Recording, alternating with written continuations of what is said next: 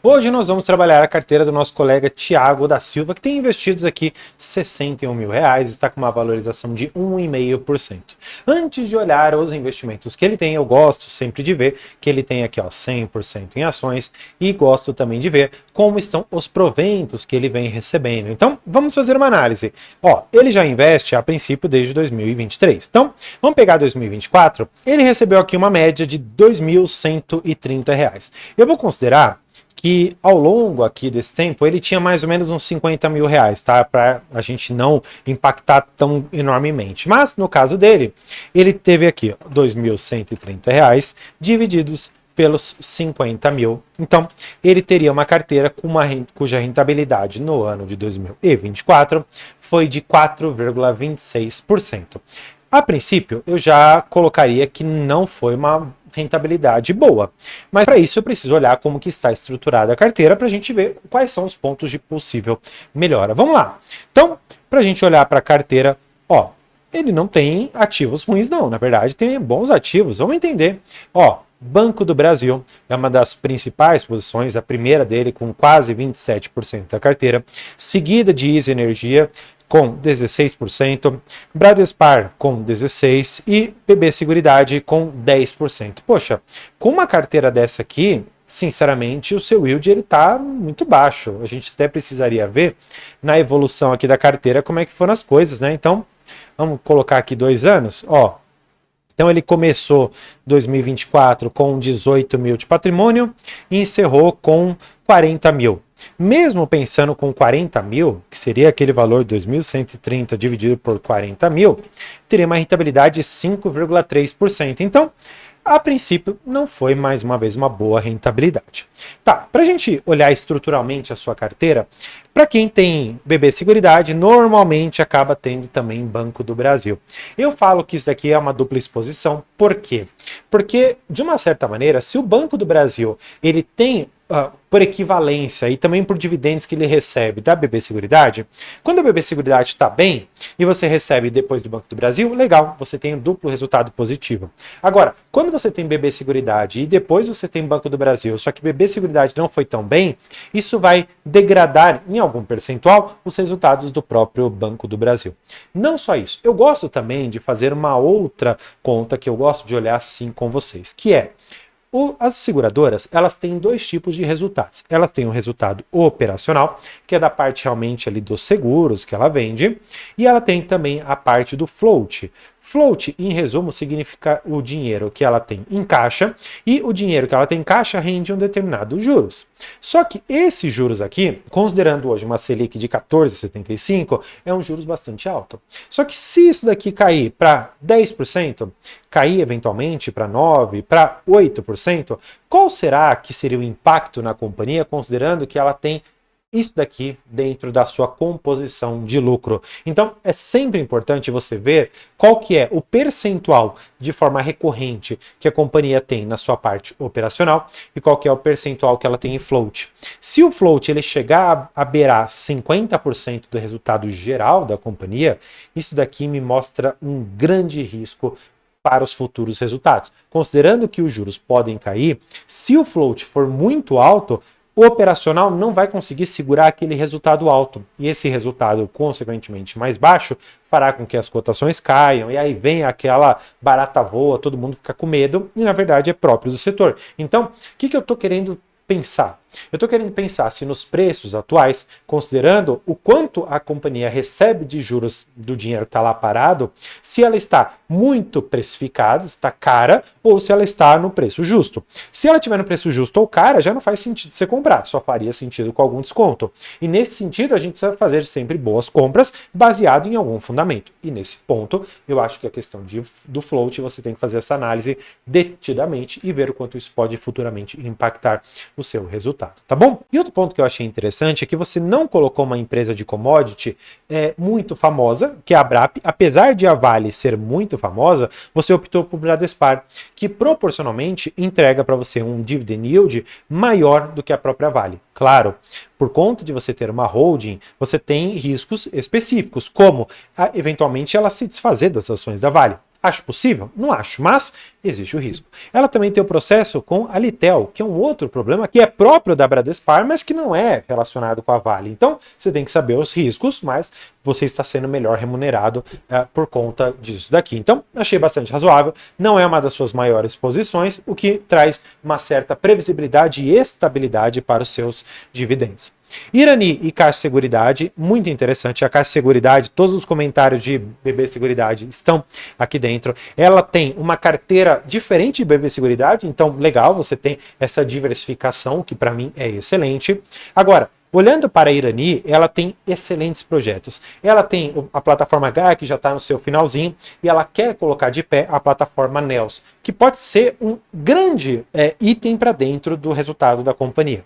A princípio, estima-se, com base apenas em especulações, que a plataforma Nels pode acrescentar algo perto a 50% da sua receita e algo próximo a 20% a talvez 25% de lucro líquido. Então, é algo muito grande para a companhia e, claro, nesse meio tempo ela deve se endividar demais, seus dividendos devem mergulhar, mas depois que você sair do endividamento e sair dessa fase de colocar de pé um investimento grande, você vai começar a colher esses resultados cada vez maiores. É uma companhia que tem um market share, considerando as outras do setor, bastante razoável, então vale a pena ficar de olho na companhia. Eu gosto também que você comprou Bradesco num preço ridiculamente baixo. Parabéns por essa excelente alocação, uma boa valorização.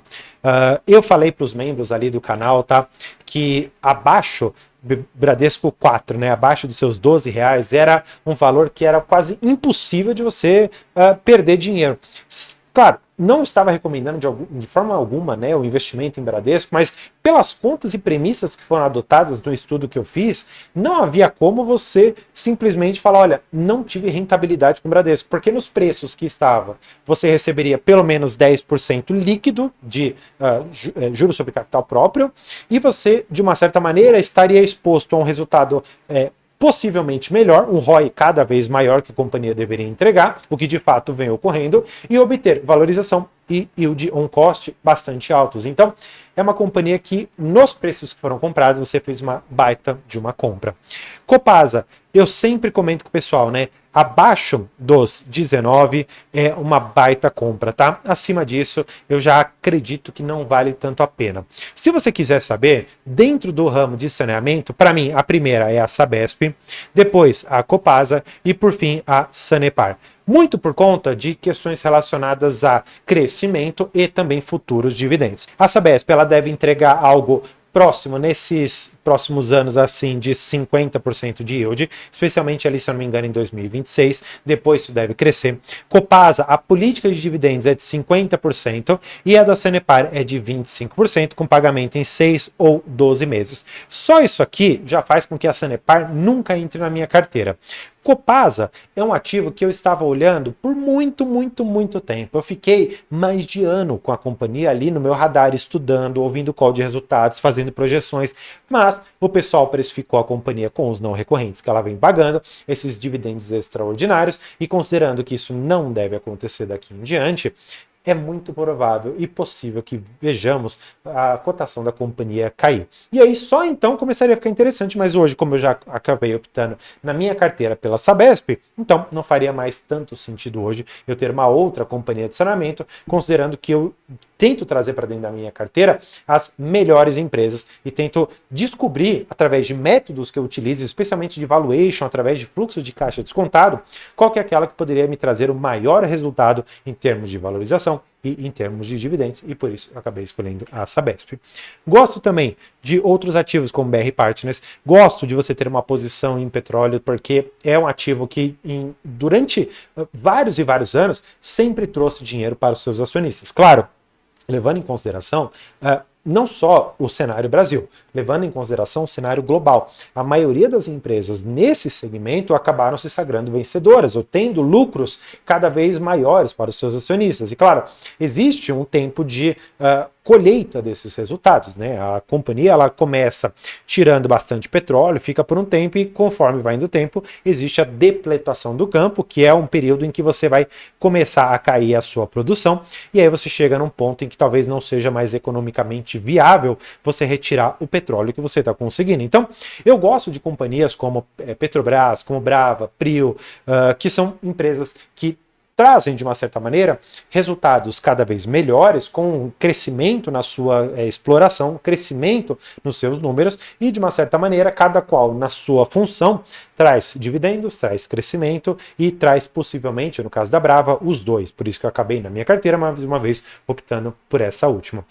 BR Partners, um baita de um ativo, mas a posição ainda é bastante inicial, um preço de aquisição incrível, tá bom? Então eu não eventualmente sairia do papel só por conta da valorização, pensaria que esses preços ainda estão razoáveis, então valeria a pena aguardar para você fazer algumas compras abaixo de 15, mas claro, isso daqui são preços que eu tenho, não é uma recomendação de compra, mas já que você tem, eu teria como compra abaixo dos 15. Por fim, Azevedo Travassos é um ativo que eu desconsideraria na sua carteira, eu passaria a régua, pegaria esses R$ 210, sairia para comer um hambúrguer, falar, aprendi uma lição, não compra essas porcarias e compra um hambúrguer para você, tá bom? Não fica investindo nesse tipo de coisa, porque não dá certo, tá? E agora, para a gente ir para a parte que seria a mais crítica aqui, que seria dar uma nota para sua carteira, e para todos que estão assistindo, por favor, não pensem que é uma crítica à pessoa, à carteira ou coisa assim do gênero. Eu tenho alguns critérios para dar uma nota. Um deles é a estruturação da sua carteira e, de outro lado, a renda que ela te traz. Cada qual aqui eu tenho alguns pesos. No caso, a montagem da sua carteira, e a gente pode deixá-la aqui na tela, ela me parece muito boa.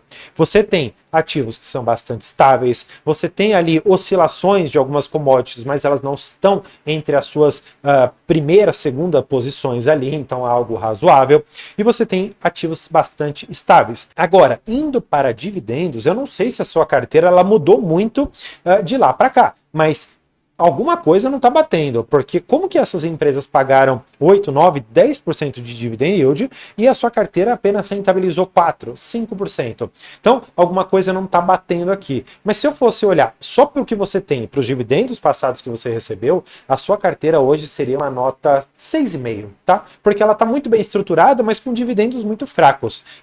É interessante a gente olhar para o histórico para ver o que impactou, mas pensando aqui que você pode melhorar muito essa carteira, especialmente pensando aqui em aportes em ativos que vão trazer cada vez mais renda para você, num patamar pelo menos acima de 8%, eu acho que a sua carteira tem tudo para alcançar ali uma nota 8 no futuro, considerando hoje a estruturação que está. Então, se você quer ter sua carteira analisada, ouvir aqui a minha nota, discordar ou concordar comigo, você pode fazer isso entrando no nosso link aqui do WhatsApp, eu sou o único administrador, basta você me encaminhar na sua carteira. E claro, se você quiser ter uma análise mais profunda, inclusive se tornando membro Black aqui do canal, eu vou ter uma conversa cara a cara com você, para que a gente faça ali reuniões periódicas para entender como que está a evolução da sua carteira e trabalhar também em cenários de investimento. E se você gostou, não esqueça de se inscrever. Por hoje é isso, muito obrigado e tchau!